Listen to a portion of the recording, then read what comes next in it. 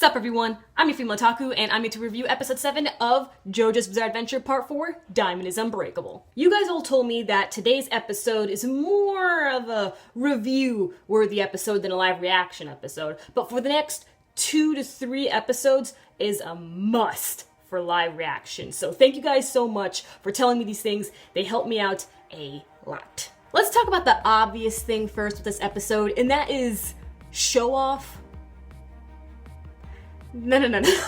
This one was pretty bad. This one was really bad because you can clearly hear the guys say surface. And get this, it was written in English in the anime itself, surface. And yet they still, in the subtitles, changed the name.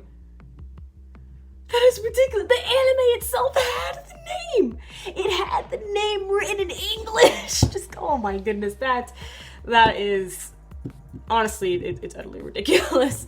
Goodness, Crunchyroll, you gotta get these censorship things straightened out. Because this, what was that? What was that? I also want to talk about how just so epic these transitions are. Oh my goodness, there were so many cool transitions from scene to scene. Like, here are some of my favorite ones. You saw Josuke, but then Jotaro opened the door. Like, here's Josuke, okay? Here's the door, and then Jotaro opened it. It's like, yo! That's such a cool transition. Another one was when Koichi and Josuke, they like high-fived to close a scene, and when they separated, it opened another scene. Like, oh my gosh, it's so cool. That is so cool. I cannot get enough of these transitions, man. They're on another level from anything I've ever seen before. It's so cool, man. It really is. So I really liked the stand that we had in this episode. It was like somewhat of a shape-shifting voodoo-ish doll, kinda. It was pretty cool, man. Once again, gotta give props to the mangaka for that awesome imagination of his. In fact, you guys told me that even with part 8 in the manga, they still use stands, and there's still like a bunch of like amazing, incredible ideas for all these different types of stands and stuff like that with all these powers and everything. So I'm just like, oh my gosh, this guy's a G, man. He's on another level. But anyway, so while Josuke was fighting with the main villain of this episode, we find out that Crazy Diamond can only fight within a very short range. And I was surprised. I could have sworn we've seen Crazy Diamond, go farther than the distance that we saw in this episode, but I suppose not. I was really shocked, and that's a pretty huge setback because, we've seen a lot of stand users who, hide miles away while they focus on their stand, and this is pretty important, man. So the user of this voodoo-ish-like stand, he was a really angry guy because when he uses his stand, to shapeshift and look like other people and stuff, they would get the most attention. His stand would get more attention than himself, and he just got really angry and everything. He's just like, how come you get more attention than me? I don't understand. And I'm just like, dude, do you really not understand? You're a grumpy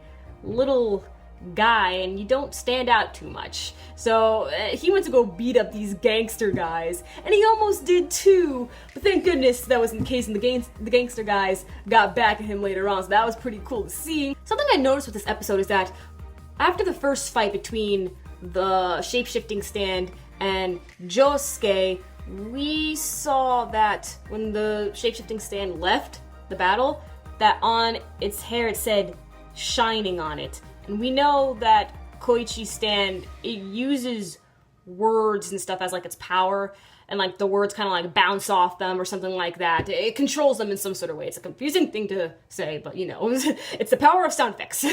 And we saw Koichi's stand in use, but nothing happened when he used his stand's power. So I don't know, maybe I missed something. Maybe they used Koichi's stand to track down the other guys. I don't know. Maybe I missed something. Maybe I did, but I don't understand what was the point in that. No, but it was so cool. This was really, really cool when we saw that Josuke repaired that bottle and it cracked the other guy's hand. That was so cool. Josuke is so intelligent.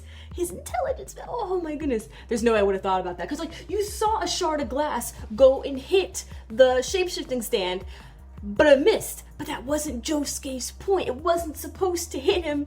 It was to break the bottle and throw it into their direction so that it can repair on top of the stand. Just, oh my goodness. That is amazing. That is amazing. Like, you really gotta think ahead. Like, oh man, that was too cool. But then the stand got back at Josuke by using his reflection to control him.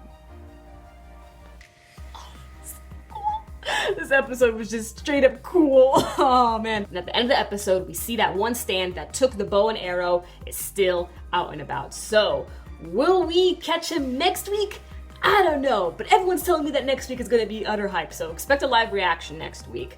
Catch you later as I review Maya Wiga. I'm your female otaku, sayonara.